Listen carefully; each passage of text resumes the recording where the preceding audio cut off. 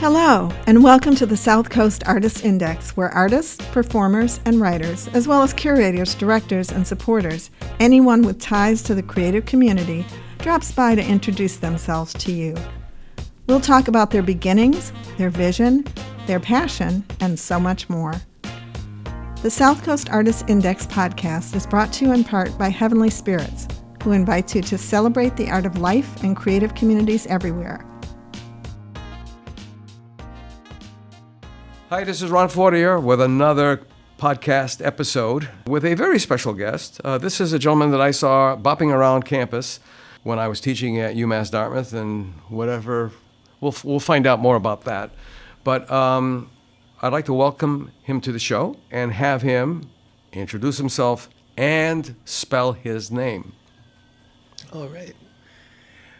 Wanikisak Natasuwis Mwalim. Nin Masipu Wampanoag. That was good afternoon. My name is Mwalim. I am Mashpee Wampanoag. And to be more precise, I'm a Mashpee Wampanoag elder. But my name is spelled M-W-A-L-I-M. And that is the name I do my work under. I apologize for the apostrophe. M apostrophe W. Is it correct as well? Oh, no. That's a pronunciation, because... It's an accent. Yeah. If you think about it, it's like where I usually tell people is like it's the French moi. Yeah, the way it's pronounced Mwalim. Yeah, Mwalim. Yeah. But it's all one word. I gotta be honest with you. I thought it was African for some reason. Well, it's Arabic, so it is. Okay. Well, yeah. Tell us what you do. Okay. Well, I'm a musician.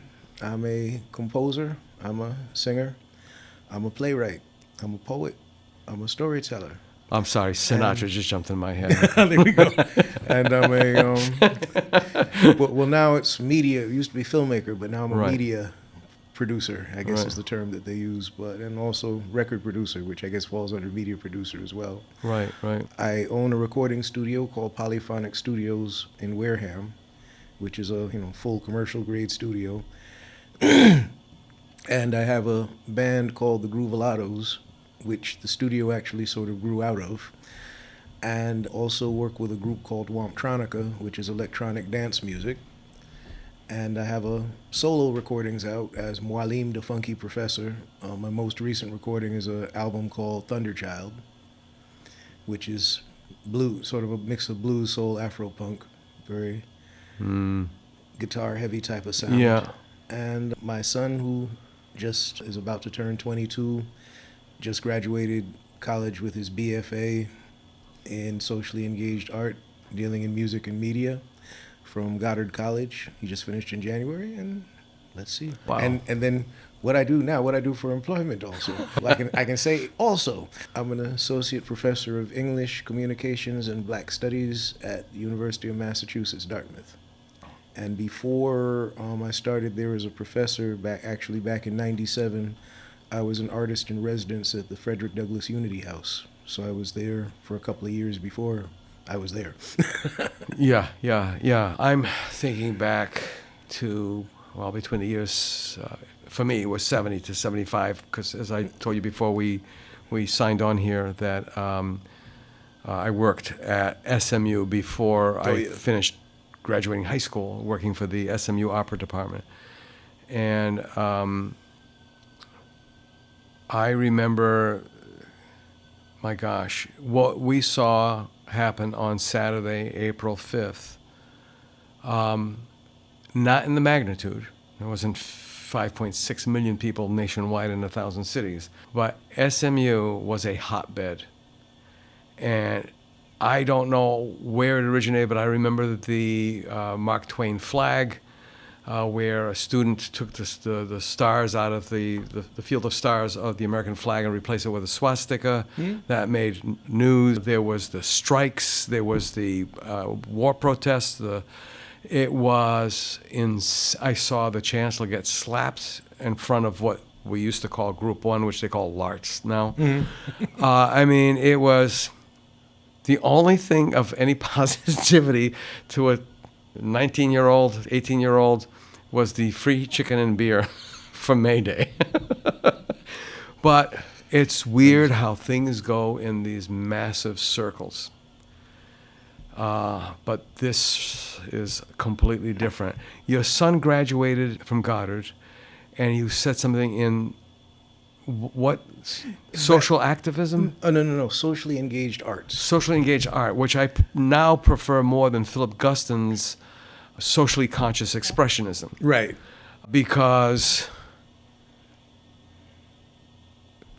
one more time, what your son's specialty is, or discipline? Music and media. Music and media, and then the specialty is called socially engaged art. Socially engaged art. I more prefer that now. And that's something that's been coming on a long, long, long time. DNA kind of a thing, believe it or not. What's important to you these days as a performer, as an instructor? I mean, you've got battlefronts, unfortunately. There's no other way to describe this. This is true. Well, one of the reasons go back to particularly happy that my son chose socially engaged art to do his BFA, because the philosophy behind socially engaged art is you're an artist, you are creating, what are you doing with it? What are you doing with it the civic level? What are you doing with it on the community level? And I come from a philosophy where all artists are teachers, because the way that you grow as an artist is to teach the form and the discipline to somebody aspiring. It's sort of an each one, teach one kind of philosophy, so that he was going for socially engaged, they call it socially engaged arts, and to me it's common sense, artistic common sense. As you know, as an artist and educator yourself, it's the basic, it's because of the fact that we're constantly reviewing our foundations, it's making our work stronger outside of the classroom. It's one of the wonderful things about the profession. But what's important to me, what's important to me is to continue creating, is to continue teaching, is to continue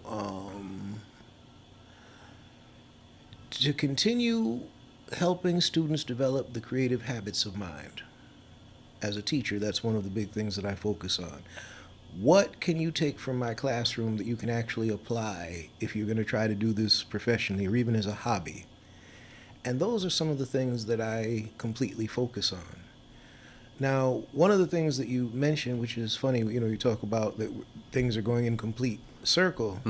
And it's really interesting because the complete circle we're going in is not even what happened in the 60s and 70s.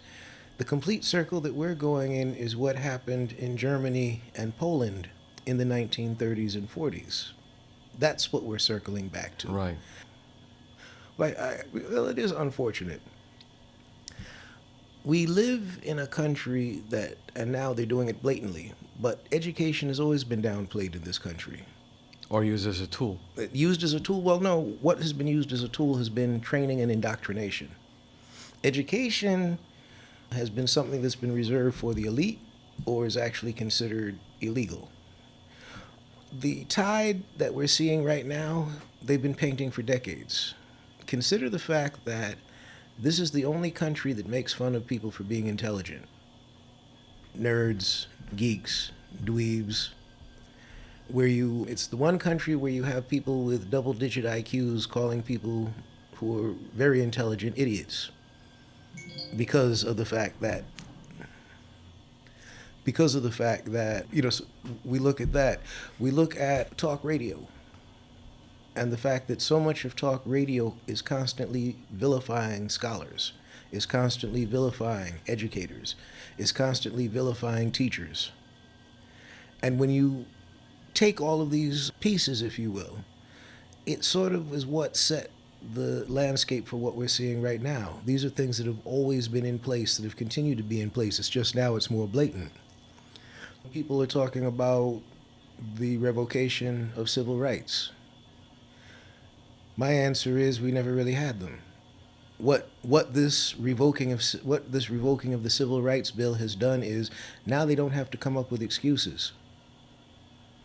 They don't have to come up with ridiculous excuses for racism, for sexism, for gender bias, for discriminating against the disabled. They don't have to come up with reach-arounds. So now they can just be straight out. No, I'm not going to hire you because you're black. No, I'm not going to hire you because you're Latino. Now, before that, they had to come up with all kinds of reach arounds to get around that, or all kinds of double talk and double play, and end up sometimes having to deal with things where they settled out of court. What he did was removed it. But what wasn't realized was, okay, like, for example, look at what happened to Target. As soon as he talked about canceling DEI, Target and Walmart jumped right on and said, yeah, we're getting rid of our DEI. We're getting rid of our DEI. Well, now, after $15 billion in losses, Target is like, oh, maybe that was a mistake. And the problem is, people are like, no, you kind of already told us who you are and where you're coming from. So Target is sort of trying to backpedal, but you have still billions of dollars in money from people of color who are like, we're not shopping at Target. So it's the interesting elemental pushback. But and one of the things in terms of education is a lot of history, they don't want to teach, and they say, oh no, it's going to make people feel bad. They don't want to teach the history because, unfortunately, if you learn this history, you're going to see, oh wait, this is exactly what's happening right now. I'm going to declare war on what were once allied or neutral countries. We saw that happen before. We've seen the impact. We're going to raise tariffs. Okay, we've seen that happen before. And again, if you study history, you would know that's how we ended up in the Great Depression of the 30s, was because we had a president who thought it was a great idea to raise tariffs and keep the American dollar in America. And okay, yeah, you raise these tariffs, you've cut and the interesting thing is, even back then, more of the resource supply chain was internal in the United States. Yeah. I would say probably 80% of our resources, if not more, come from someplace else. So this now makes a tariff a remarkably stupid idea. Because those that instituted the global economy did not do so in a spirit, and this is only my opinion, did not do so in a spirit of humanitarianism. It was because, well, we can get those people to make it way cheaper. And I can't see why Walmart, for example, is getting rid of DEI. And, as artists, we're taught, everybody says, oh, yeah, problem solving. And I in a conversation with a friend and former dean of CVP, Adrian Teo, saying, everybody says, oh, it's problem solving. It is, but it's not that. It's pattern recognition. Precisely. So it's duck, duck, goose, No, that's precisely what it is. It's recognizing patterns, recognizing, okay, so this is what they're doing, so this is what's going to happen next. Okay, well, they're doing this. Well, it makes no sense. Well, yeah, it makes no sense, and they're doing it because it's a distraction. Because while you're trying to make sense out of that, they're doing that. It's a magic act. It's a sleight of hand, exactly. Yeah. And one of the things that's going to make this interesting is they're using, they barely changed a single play in the playbook. They might have changed a couple of the characters, but I can tell you this as a playwright. One of the things that I always tell my playwriting students at the beginning of the semester, I said, my main job is to take all of the romance out of writing for you. I said, there are really only 36 possible plot lines, and each have 2 outcomes. So there are only 72 stories you can tell. And any story you tell, I guarantee, is going to be a combination of one of those 36 basic elements. Within 4 categories, right? I'm sorry? Within 4 categories. Comedy, drama, this is irony, and romance. This is inclusive of all 4. Yeah. And people think romance. No, that's adventure. That's the old-fashioned word for adventure. Right. Because, for example, one of the plot lines I draw up for them is the hero's journey, and explain to them, this is why the Odyssey, Harry Potter, and Star Wars are really the same story. All 3 of them are really the same story. Different characters. Because you have your character archetype.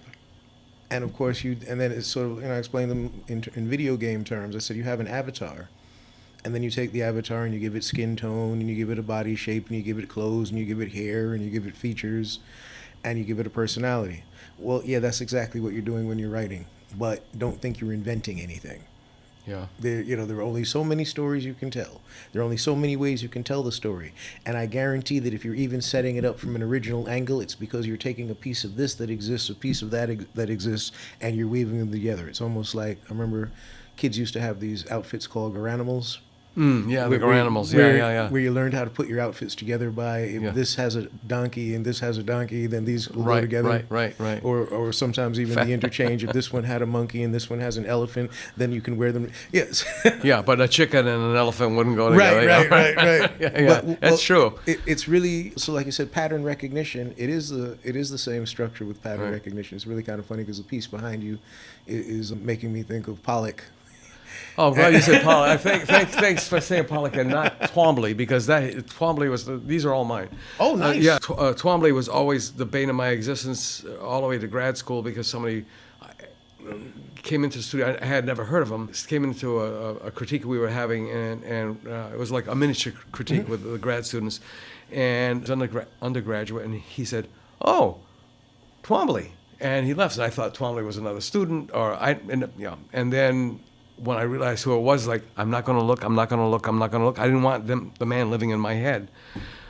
But sidebar story, really, really quick. My friend Bob Brodesky and I, it was like this incredible moment. We go to the MFA because there's a Cy Twombly retrospective, and Bob's like, "You got to go." It's like, "Yeah, okay."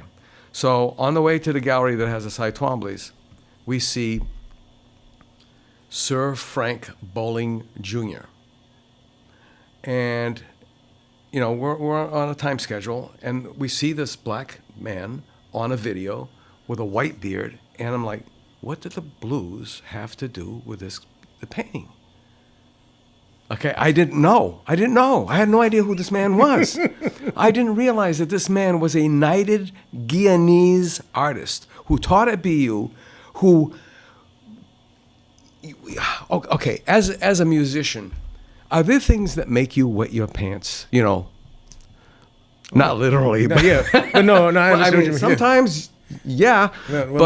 Nothing's taking me. You hit a specific note or whatever, or there's a riff, or there's a lift or whatever. There is. So Bob and I are going up to these paintings, really, really close, and we could see the guards getting a little uneasy. And painters don't look at things straight on. Other people's paintings, they look at them at an angle because they want the light to pick up so they can see the surface. Yeah. Sir Frank Bowling Jr., who's, I think he either turned 90 or is about to, or he's in a wheelchair.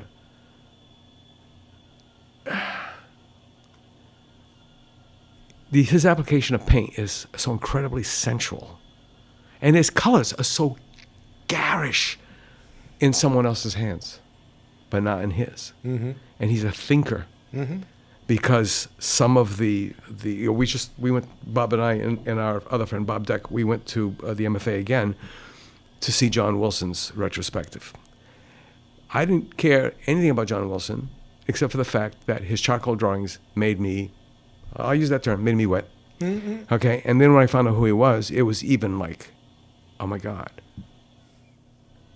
To me, that's the only reason. Mm-hmm. You got to be turned on. You got to be uplifted. You got to be, and then going back to Twombly, it was like, I shaved my leg, to use that old term, married, shaved, and carpet, I shaved my legs for this. This is it? You know what I mean? Yeah. So, but go ahead, I'm sorry. No, I was just saying, because the piece behind, I'm looking at it now, I'm looking at it as a jazz musician. So as I'm looking at it, I'm immediately noting your color choices and how the color choice themes run through. I'm looking at your use of lines. I'm looking at the recurring pattern that almost reminds me of when they were teaching us to write cursive. And so I'm looking at all of these pieces within it. And when I'm looking at something like this, I'm actually hearing music notes. And you are not the first to say that. Everything from opera to jazz. Yeah. But in terms of that kind of, so when you say look at the patterns, that's the first thing and a lot of it I realize comes out of, I have a learning disability. Even back, my mother laughs about, the little magnet alphabet put on. Yeah, she got that for me when I was little. And she noticed that I would line everything up by shape and color. as opposed to recognizing them as letters. As letters. So I'm putting the A and the V Yeah. together. There was yellow, green, blue, red. Yeah. I think that's about it. Yeah. And I'm putting the D and the Yeah. B, and I'm lining, Yeah, and yeah. I'm putting things together in those patterns. But it was like, because that was what made sense to me. And so for me, with learning disability, it's always been, look, find the pattern and find what makes sense. They didn't actually identify my learning disability till I was a senior in college, because I had a professor who said, and it's funny you mention Frank Bowling, because I went to BU. Yeah. And I had a professor who said, okay, I gave him an exam and a paper, and they both covered the same material. He got a D on the exam and an A- on the paper. And he said, there's something... That it doesn't make any sense. There's something that's not connecting, because Yeah. he clearly knows the work. I mean, Yeah. he said, you read the paper, and, you know, this is... He said, this is thesis level writing. So that's when they sent me for the testing. And when they sent me for testing, one of the questions that the psychologist asked was, when you have a reading test, what do you do? And I said, I read the questions. And he said, you read the questions first? I said, yeah. And then he said, then what do you do? And then I scanned for the answer. He said, so you scan? He said, well, why do you scan? I said, because I'm a very slow reader. But I can find, if they're asking the question here, if I scan the page, I can zero in on it. Right. And so as a result, the multiple choice reading tests, I always did very well. Yeah. So that sort of fooled them as to, oh, he can take tests. And it was like, Right, no, right. I just had a technique of... Right, you'd be a good genealogist. No, seriously, because you're going by microfilm, and it's like you got to be focused on. Oh, yeah. As it's going by. Well, it's funny you say that too. When I was in high school, I used to cut school. I went to music and art in New York. We were on 135th and St. Nicholas. Well, if you went through St. Nicholas Park down 135th, you came to the Schomburg Library. Oh yeah. Well, classes would sometimes, non-music classes would sometimes be kind of boring. So I would slip out, and I would run down 125th, and I would hang out in the Schomburg Library, because truant officers never check libraries. And what I discovered in the basement of the Schomburg, you had this whole league of gentlemen who were retired postal workers, retired janitors, bus drivers, who were now research scholars. This was something they'd always wanted to do as young men, for whatever reason, didn't have that opportunity, but now, so these elders were the ones who taught me how to thread and use a microfiche machine. And I'm reading, so as a high school student, I'm reading documents that I wouldn't even really hear about until I got to college or sociology and so forth, like realizing, okay, I'm sitting here reading an interestingly typed document by somebody named C. Eric Lincoln, Black Muslims. And it was this entire report and expose on the Nation of Islam from the 1950s, and realizing, okay, Which this is was slanted as hell. It kind of, sort of. It was interesting, because realizing he was trying to look at it from a Euro scholar point of view. So there were certain things that you realize even he understood were complete bull, but had to put it this way to satisfy the sort of white supremacist point of view. But even at that, it still was a basis of insight, a large base. But nonetheless, but the thing is, this document didn't exist anyplace else. It was his dissertation. And the only place you could find it at that point would have been the Schomburg. Later on, it was republished and reprinted, and a lot of the momentum picked up because there was a resurgence in Malcolm X's autobiography.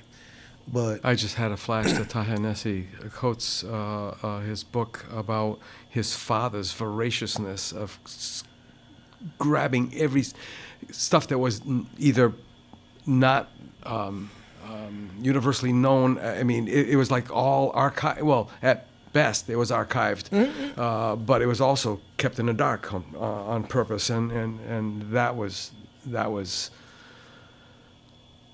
The victor writes the history. Yeah, I know. Yeah. But going back to, we were talking about the arts.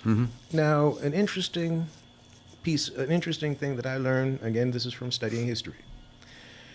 In 1776, a group of free black citizens of Boston petitioned the city for permission to start a theater company, and they were denied.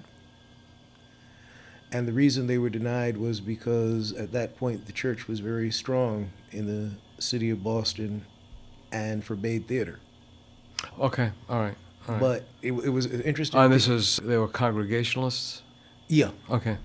by and large, they were Congregationalists and the Episcopalians. Episcopalians. And then you also had a growing Catholic, Right. but that came a bit later. But Mhm.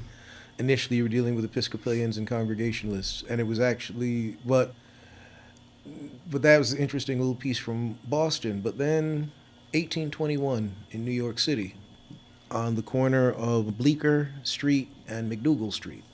It was actually the northwest corner. A gentleman by the name of William Brown, who was from the island of St. Vincent, had bought an old ice cream parlor and turned it into a tea garden called the African Grove Theater. It's still in existence, isn't it? It isn't. It's not anymore. The one in Boston, I'm thinking. You're thinking about. New African Company. New African Company. Okay. Because Okay. that's the company I come out of. Okay. I'm one of Jim Spruill's kids. Wow. Jim Spruill and Linda Patton were the ones who brought me, really refined my theater Right. and writing and so forth. But he had the African Grove Tea Garden. And working there was a singing waiter from Jamaica named James Hewlett, who was also a Shakespearean actor. And he talked William Brown into letting him create a Shakespeare Society and put on Shakespearean plays in the little stage in the back of the tea garden.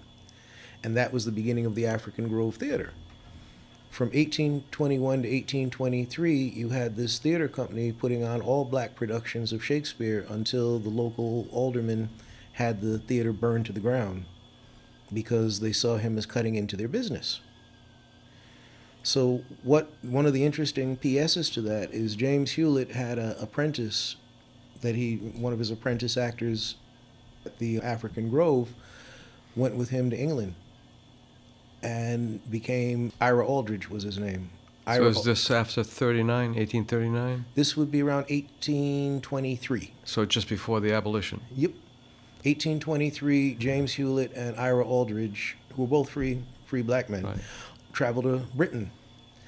James Hewlett gets roasted by the British critics, saying that he's from Jamaica. Of course, you listen to Englishmen do Shakespeare all the time. He's just a trained monkey repeating what he heard.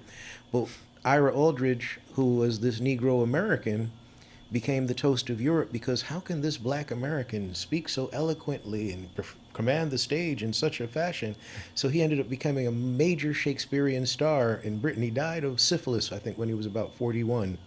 But Ira Aldridge became a major star of the British stage out of the training that he received at the African Grove Theater in Greenwich Village. And as we move forward, we see little bits and pieces. We look at,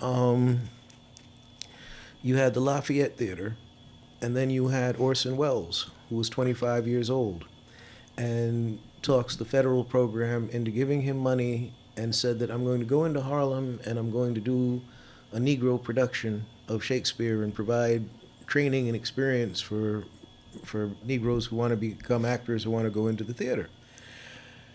So he puts on a production of Macbeth, the production is staged on the island of Haiti, because what he's doing is trying to retell the story of Toussaint Louverture, but using Macbeth as the vehicle. Oh, it works. Oh yeah, beautifully. Yeah. It was supposed to be a 3-day performance and ended up running for, I think, about a month or two.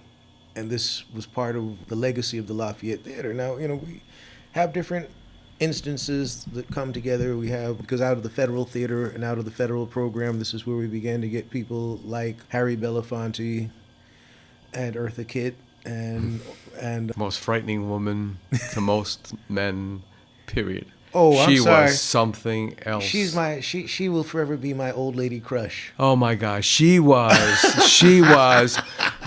forgot. Somebody was into, and she put her leg up on top of his lap. Yes. And it was like such a dare, and the guy he had no idea what the hell to do. Oh my, yeah, but But Eartha Kitt, but all of these Ozzie Davises of that era, Ruby Dees of that era, yeah. And then you have, in the 1960s, what becomes the companion to the Black Power movement is the Black Arts movement.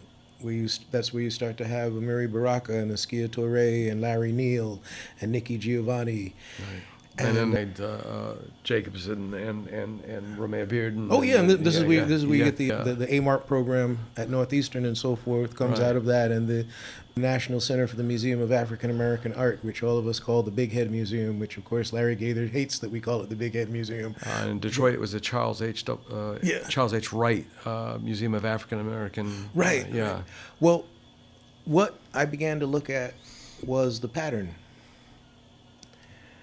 You have the Harlem Renaissance. Now, the Harlem Renaissance happens shortly at the heels of World War II, or World War I, I'm sorry. What you have there... How are you going to keep them down on the farm once they've seen Gay Parry? Well, that was the attitude, but the other piece of it was now you have what they call Negro fascination, which is what happens during the Harlem Renaissance. You have all of these wealthy white people who suddenly realize, to them it was sort of like, wait, monkeys can paint? Monkeys can write poetry? Monkeys can act? So you have this woman named Mabel Dodge who owned a mansion down on Fifth Avenue, was wealthy, used to throw these salons where she would present opera singers and poets. Well, she had a friend who, we'll say he hung out, Carl Van Vechten. Carl Van Vechten used to like to hang out in Harlem, used to like to hang out at the speakeasies and the Negro clubs. And she said to him, well, I would love if we could present some kind of Negro artist. He ends up discovering a busboy by the name of Langston Hughes, who writes poetry. And he brings Langston Hughes down to the salon, and Langston Hughes reads a few poems. Mabel Dodge becomes one of his sponsors. One of the other people in the room ends up giving him a Guggenheim grant, so he becomes one of the first Black Guggenheim fellows. So Mabel, and then what Mabel Dodge does is makes it fashionable. It's almost like, you see the commercials now, for $1 a day you can help little so and so. Right. Well, it was kind of like Yeah. it became sponsor a Negro artist was sort of like this new trend. Oh, if you put money in this black man's pocket, he'll paint pictures for you. Oh, if you put money in this black woman's pocket, she'll write poetry and books. So it became this patronizing, condescending, but in a bizarre way, useful to the community.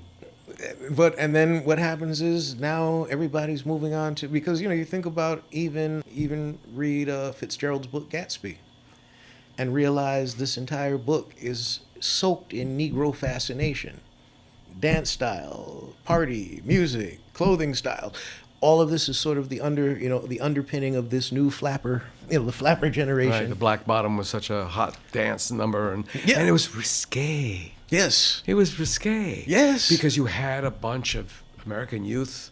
Well, you had the Lost Generation. Right. And that was part of it, because they were like, whoopee, we're all gonna die. Yeah. So But the recurring pattern comes.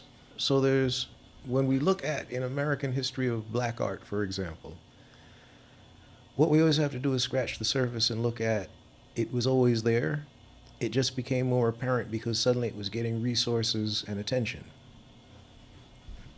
Meaning that because I actually had a teacher one time try to tell us that, oh yeah, so the Harlem Renaissance were when black people started to become painters and writers. And I'm like, no, we already were painters and writers. It was when we started actually getting money in publishing.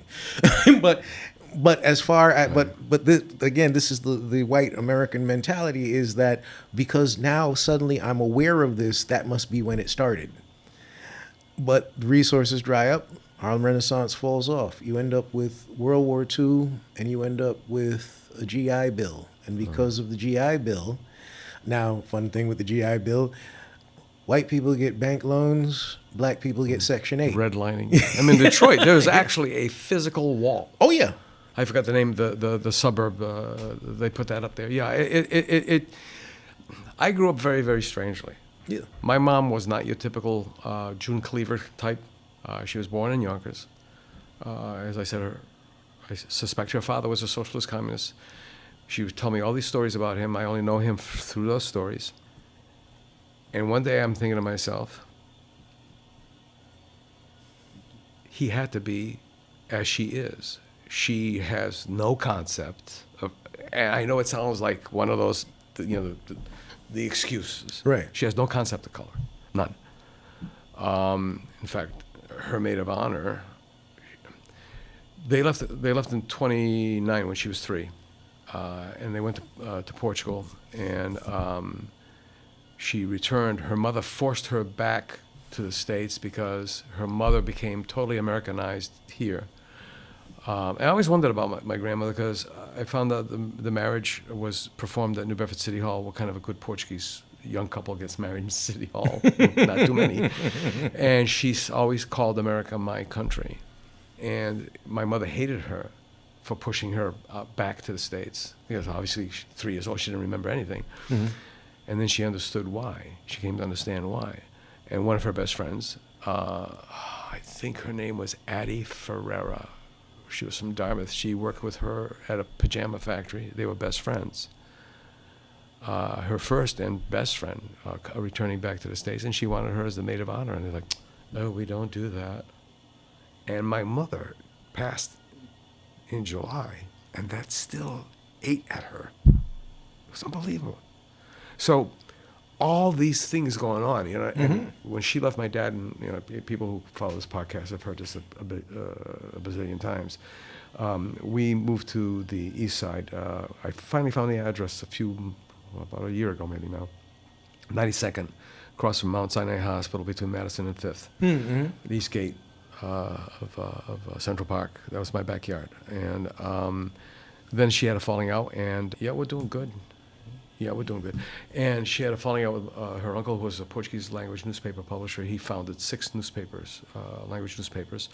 And we ended up on Columbus Avenue. And all I can remember Columbus Avenue was directly across the street. It was in a brownstone across the street from a Catholic school. And so I stood out because it was African American and Afro-Caribbean. Mm. And I can tell you, all the people who brought me up through childhood with the first. I can remember, because of babysitters who taught me how to brush my teeth, who took me to Coney Island, all those other things. So it was really, really an interesting thing. And this uncle that I stayed in contact with for whatever reason brought me to all these museums, all these galleries, and I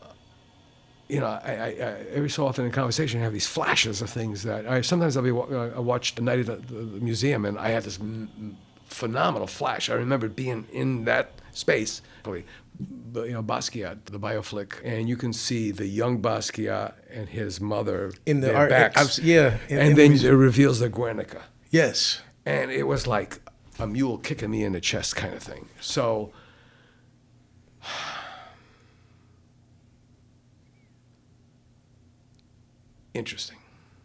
Interesting. I want to speak about your Wampanoag side, because we do have time, but we're not all that much time, because it's like you're like a book. Right? Got you. Well, the quick sew together that I was going to make was looking at all these different elements of history. The thing that I began to recognize was the flush or the wave of the rise of black art always seemed to come from outside resources. In that the Harlem Renaissance is funded by wealthy white socialites who then become bored with black artists. The next wave comes about because of post-World War II funding and, again, access to resources, and that gets taken away. In the black arts movement, you start to have people who are, okay, fine, we'll do theater in our own spaces, we'll do our own theater, we're going to do art by, for, and about black people. And then following the assassination of Martin Luther King and Malcolm X, all of a sudden the Ford Foundation and the Rockefeller Foundation and Xerox become very concerned with Negro culture and Negro art. And so now all of a sudden you have these institutions that have existed on shoestrings forever that are now getting major grants from these different sources, start to produce work. And again, then it's sort of like, well, now time for us to move on to something else. And it becomes the interesting question of who's producing art because they have to produce art, and who's producing art because there's a paycheck involved. And we're kind of there again. Because as we look at, people are, oh my God, the NEA is taking money away. Oh my God, he's closed the Kennedy Center. Guess what? I never played the Kennedy Center. Right. I've never gotten an NEA grant. And somehow I've still ended up creating music. I still ended up writing and producing theater that ended up getting produced. And it becomes a matter of, so at what point do we start to look at, okay, we've been here before? Because there was a short-lived black prosperity during COVID, mm-hmm. where all of a sudden, and a lot of it was, what I call the appeasement money. Everybody's angry, not about George Floyd, but because George Floyd and all of the incidents that happened, and enough is enough. So now all of a sudden, all of this money gets pumped into black things, and what I realize is, even from the rise that happened in the late 60s, early 70s, Martin Luther King, in the book, Where Do We Go From Here? Chaos to Community, one of the things that he mentions is the white backlash. Anytime that there even is perceived advancement for black people, there's going to be an element that's going to push it back 3 steps. Now, he wrote this back in 1967, and it's still absolutely true. I was just looking up Margaret Jefferson's Negroland. I read that on purpose because, my Detroit family. Yeah. And jaw drop for Dr. Batchelor, my late father-in-law. Too much to describe here. But 10%ers desegregated 2 posh neighborhoods in Detroit. Mm-hmm. But Detroit, I'm surprised nobody's really dove into Detroit, because Detroit is like Greenwood that hasn't been burned to the ground. Well, there was the 68 riots, and there was the 43 riots. I mean, that's where he was injured and lost his leg. But it proves, okay, and now Henry Ford was giving them $5 a day, or whatever. I think it was a day, it wasn't an hour back then. It was $5 a day, which was like huge money, and that's why with the northern migration. But it just goes to prove you don't have to give anybody a hand out. You just have to give them a leg up, And people will. The cream always rises to the top. Yeah, the cream always rises to the top. And now my good friend Henry Hopper from Hopper Gallery of Art and Antiques in Detroit on Grand Avenue. He started something called the Detroit Fine Arts Breakfast Club.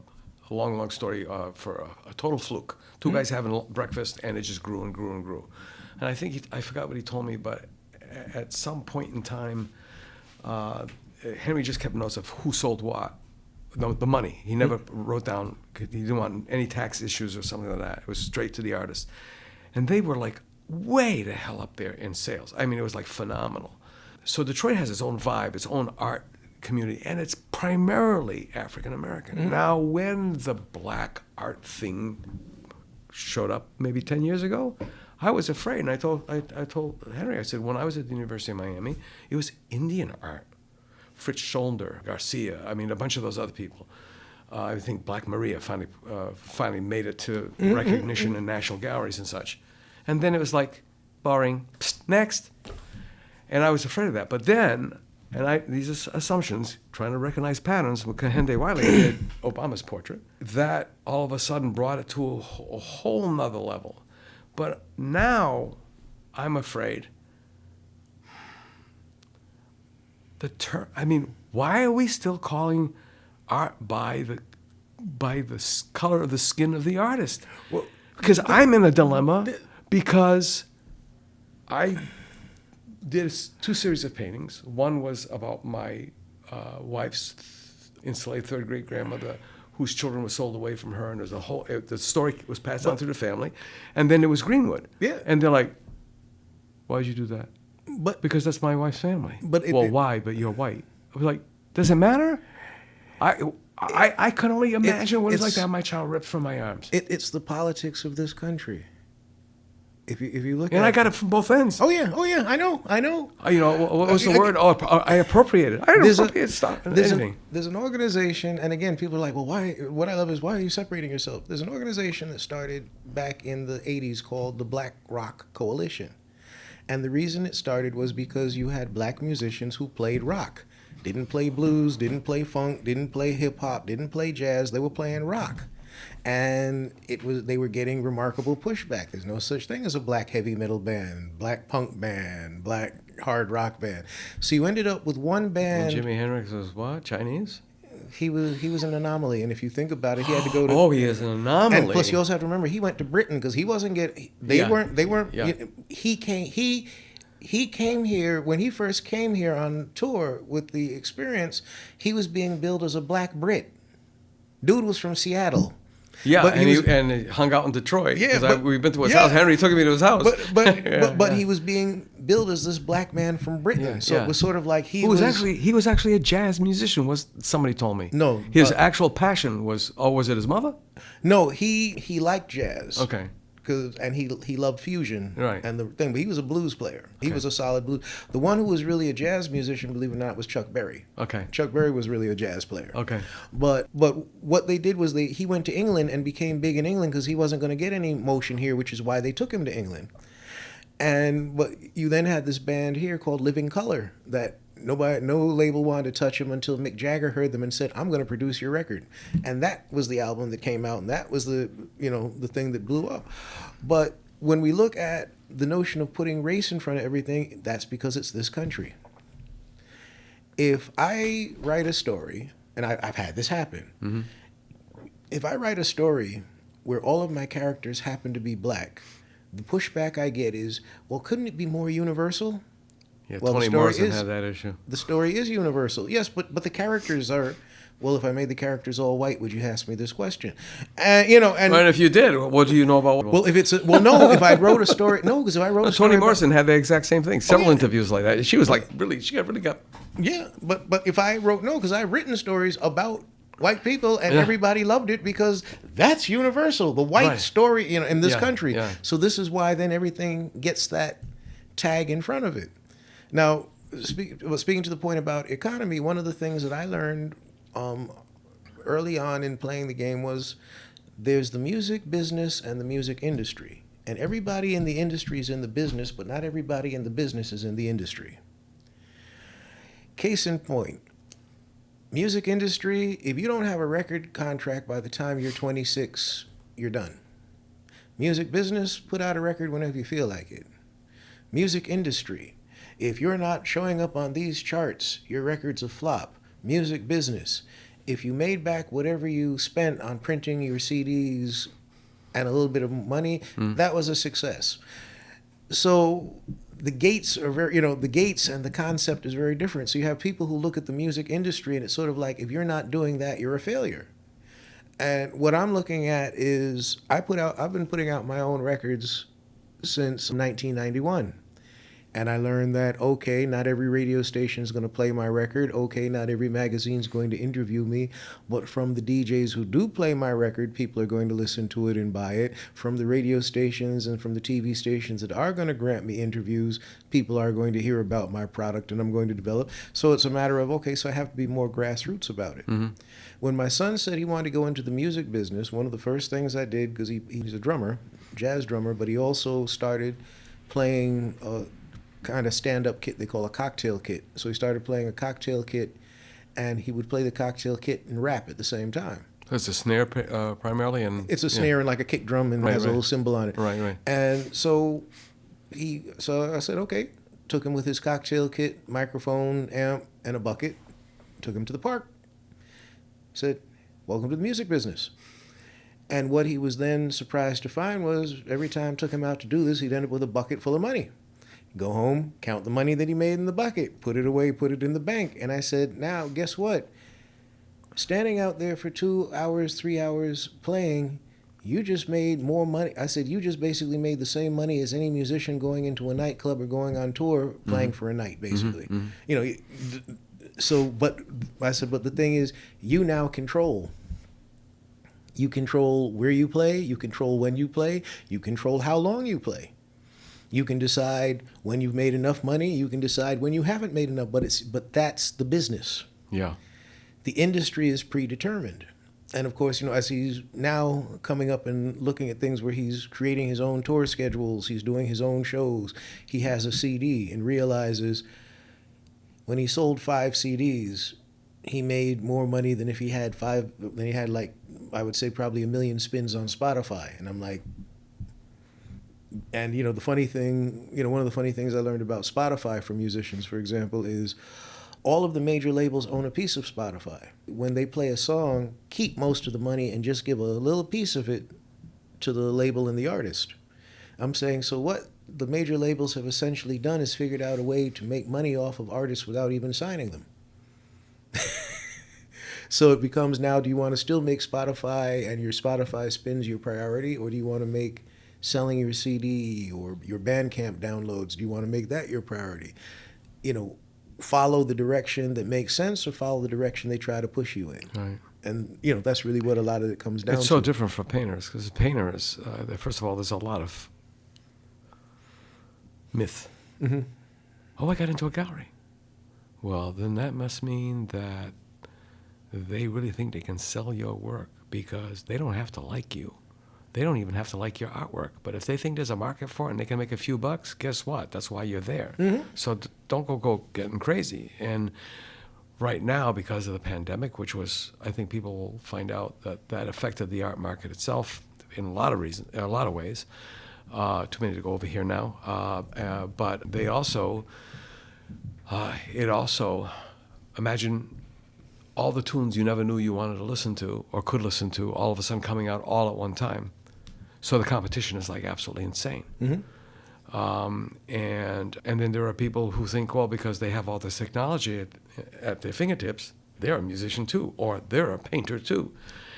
And the market will correct itself at some point in time, but I'm getting too old for that. So,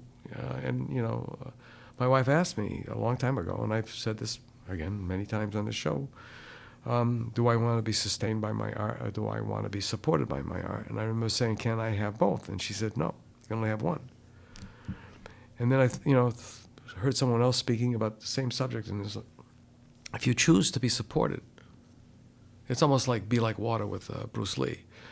If you choose to be supported, that's no good. That's no good at all. But if you choose to be sustained, something will eventually happen at some point in time. And one of the reasons why we're doing these podcasts is you may be a big fish in this little pond. You may be a little fish in this pond. But you have devoted a portion or most of your life to doing this because it sustains you. And we want to document the lives and legacies of South Coast artists, for the only reason that one of the inspirations was my mother, who was a fado singer. And I know she spent time down in Bay Village. I just know. I know she sang Morna because she, she did Brazilian, she did calypso, she did American standards when she couldn't have a fado venue. Mm-hmm. And so that kind of mindset, the only reason why she quit singing was because my stepfather kind of coerced her into it, because fado singers weren't considered nice girls from that old classical tradition. I know it well. So anyway, there's that. And before I forget, Mark Stewart from Stu and the Negro Problem. Mm. I'll never forget the first time I heard that. I mean, I learned more about Baldwin listening to him. And it's just like right out there. And I think that's the whole thing about, you got Nina Simone saying artists have to do in these times, in this day and age, it's our responsibility. Mm-hmm. And Baldwin saying you just got to go up there and and rattle the dishes. You got to it's protest. So it fits along with my DNA. Mm-hmm. And I'm hoping that this show, this podcast, this endeavor, this nonprofit, the Artist Index, is able to speak with, spotlight, document artists such as yourself. I'm thinking, okay, we're getting towards the end of the time, and I'm like, no. There's so many more questions, and I'm wondering, okay, is anybody following what we're saying? But I think that every one of these podcasts, at some point, there's somewhere in there's got to be that aha moment, and that's the only thing I wish for is that it lights somebody up. Is that I never thought of that before. I never thought of it that way. And I like to see it happen. So as we are going to wind down, what would you like to say you haven't said it already? I guess tell them to visit my website. My website is DaPhunkee Professor. Now it is spelled DaPhunkee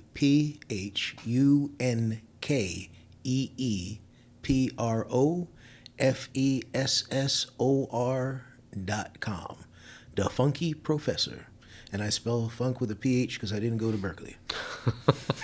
Which is a whole other story about how many, the connections from this city, this area to Berkeley as students and faculty is mind-blowing. It's almost like an extension of, I don't know what it is. Yeah. It's Well, you consider there was always a strong music culture here. You consider the fact that when New Bedford High wouldn't let little black and brown kids play in the band, you had the guys at the Vets who had been in the Army band teaching music to the kids. You had the people at the band club. Yeah, the Ultramarine Band Club, teaching music to the kids. So these were the music programs. So you consider the fact that you had some incredible musicians who came, out of this area. Look at the Tavares family, and the fact that not even just the brothers who sing, but they have all kinds of cousins who play. The Beaver Brown. The connections are like crazy. Oh, yeah, I live next door to Flo. Flo was married to which one? Toy or Chubby? Anyway, it doesn't matter. Yeah. Her sister lived next door to me on East Clinton Street. Right. It was like a who's who. Yeah. Be rolling through there. And then Dave Reese, that I was bound and determined to do a jazz. Ever since I heard about Paul Gonsalves' epic, 35 chorus solo, 65. I never get the numbers right because, I'm a little slightly dyslexic too. And I went to Anthony Barbosa's book signing, and I think Dave was in front of me. Mm-hmm. And I heard him speaking, I think, to Ron Barbosa. And it's like, I've been looking for you. He's like, what? And then, I want to see if we can. He's running out of jazz musicians that are still alive. Mm-hmm.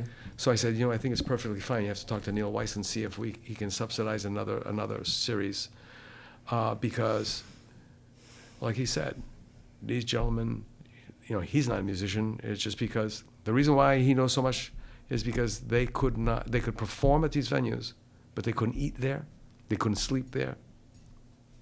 This is it. And people are like, oh, but this is New Bedford. They never used to say municipal. They used to, I don't know, for some reason when I was a kid, it was municipal beach.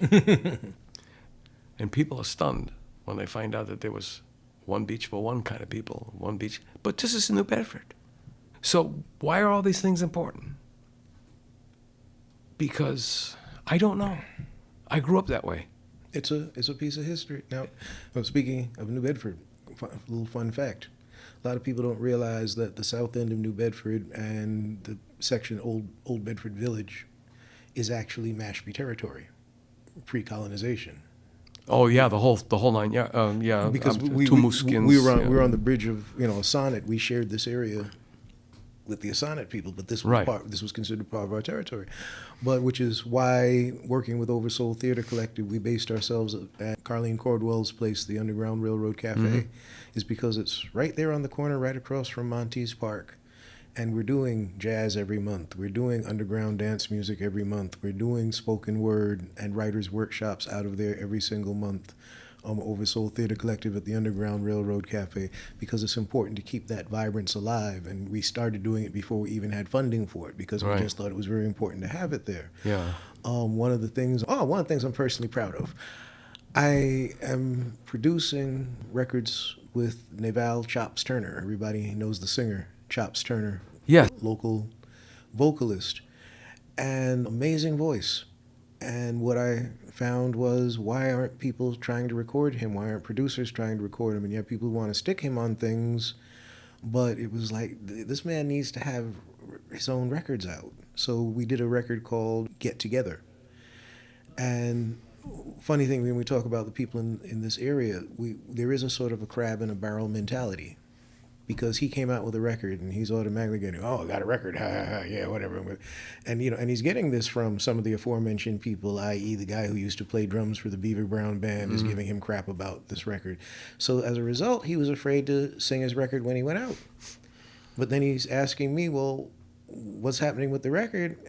His record was a hit down south. It was a Southern soul hit. It was called "Get Together." It's out there on the stream. Yeah. Chops Turner. Yeah. And I never knew. But that record. Well, is he still around? Oh, we just put out a new record. Because I have him come in here. But you know what? I can't interview everybody. I got you. But no. My point is that we're looking for funding like everybody else. Because if the more series that we have, the more facets on the diamond that we can touch on. Exactly. I'll be honest with you. I want to get to a point because co-founder and president because they have to put somebody's name on the thing for the 501c3. But one thing really quick, Yeah. because you answer your question. We just released a record March 14th by Chops Turner. We, in fact, used his given name, so it's out as Naval Chops Turner, called Grown Folks Party. And it's making big waves on the underground dance music, house music scene. And we're working on follow-up material because we're finding house music is kind of the lane for his voice because it's nestled in between jazz and R&B and pop. Vocally. And the whole house music origin. Yeah. And I'm proud to say that I'm a Paradise Garage alum. I snuck into the Paradise Garage when I was 16 and was a house music person ever since. Oh, it's just like a juke joint. What it really comes down to is the resilience of a people. Oh, yeah. But the resilience also comes with the commitment to the medium. Yeah. I'm looking at your work and I'm seeing, okay, this is a painter. This is not a painter who thought about, I'm looking for fame and fortune. This is a painter who has something to tell me, something very important inside of him that he has to say. That's what the work that I'm looking at tells me. And it's not that, okay, well, the NEA took this grant away, so I guess I'm going to sell cars. Maybe might sell cars to make money, but then you're going to take the money from selling the cars and you're going to do more paint. Yeah, exactly. I look at before I was generating an income as an artist, whatever I was doing to generate an income ended up going into my art. So that's why it becomes a thing of self-sustaining, and sometimes it even becomes a matter of step back and look at the entire situation. Yeah. And realize, like you said, like Adrian said, the pattern. Recognize the pattern, see what's going on with the pattern. So it really now becomes more a matter of looking at the tides. Self-reliance and self-interreliance is going to become the main key of survival. And of course, when you look at all of the factors when you look at things in terms of social engineering, they're trying to push everybody away from that, because what you want to do is push everybody towards a concept of rugged individualism. And the reason why they're pushing everybody towards rugged individualism is there is no power base there. If you're over there doing that, and you're over there doing that, and you're over there doing that, and you're over there doing that, then when it's time to break things up, you're there, you're there, you're there, you're there, you're there. You can break it easy. Yeah. But in terms of, going back to what you were saying with funding 501c3, what a lot of, and I began to recognize this a few years back, this is why when they talk about, these changes, up until very recently, when you had a new executive director come in at the Mass Cultural Council, you were dealing with a Mass Cultural Council who would grin in your face and had 9 million reasons not to fund. They had their favorite people, but they had 9 million reasons not to fund this black group, that Latino group, that Asian group. Well, no, Asians, they usually were a little more lenient. But they had 9 million reasons not to fund us, not to deal with us, why we were substandard, why we were, And this is why I'm saying, okay, so now this veneer got removed, because now you had an executive director who said, okay, so we spent all this time funding an elite few people. Over and over. Over and over and over again. And so he said, we're going to start changing the way we fund, how we fund, and we're also going to change how we deal with organizations. And we're going to change how we deal with the much smaller organizations that are actually doing things in the community, as opposed to giving a whole lot of money to folks who just sort of have a trickle-down theory. And But recognizing before Michael Bobbitt came in, it became a matter of, all right, so when you have a nonprofit and your nonprofit is not one of the fat cat blue the bloods, chosen few. yeah, you have to be a little more entrepreneurial in what you're doing, unfortunately. And then you have Titus Kaphar, Yeah.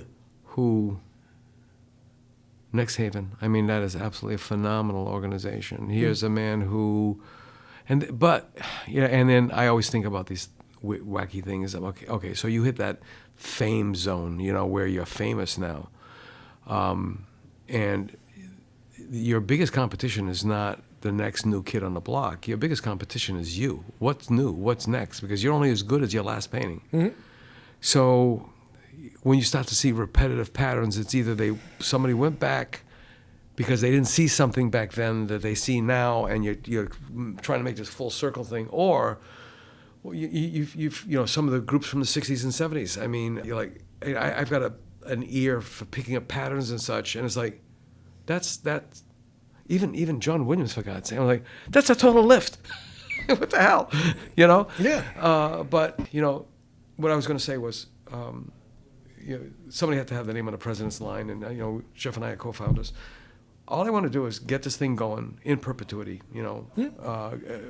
Get as many people as we can. We're looking to form our database, and I'm glad we didn't get the award, because 50% of that of Wicked Cool Places or Artists Everywhere got slashed in half because they pulled back the federal funding portion of it. So we're looking to do a database, because now it's almost like Ancestry for artists, and we want to do a biennial publication where we've had over 200 podcasts, so it'll be the first 50. 2 years later, it'll be the second 50, the third 50.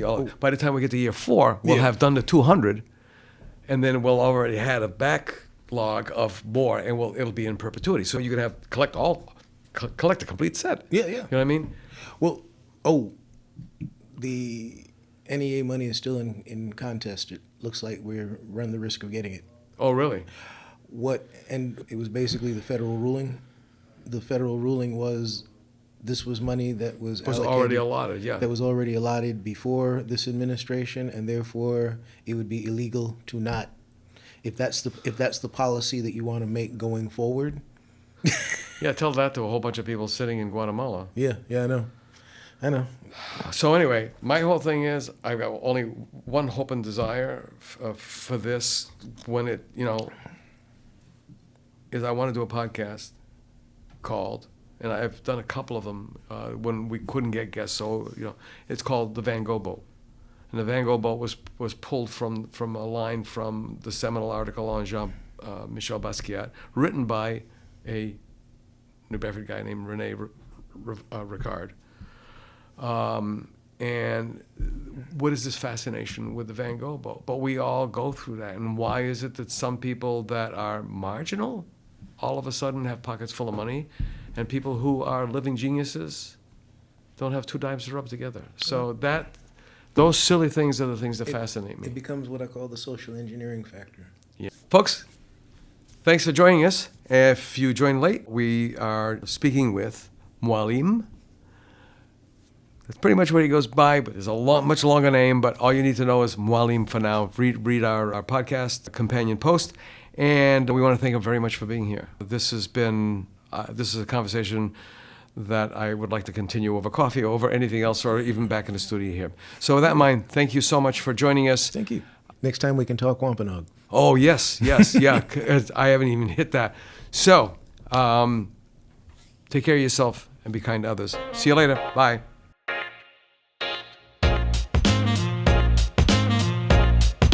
We'll see you next week for another episode of the South Coast Artist Index podcast. To learn more about the South Coast Artist Index, visit theartistindex.com. Find us on Facebook, Instagram, and YouTube.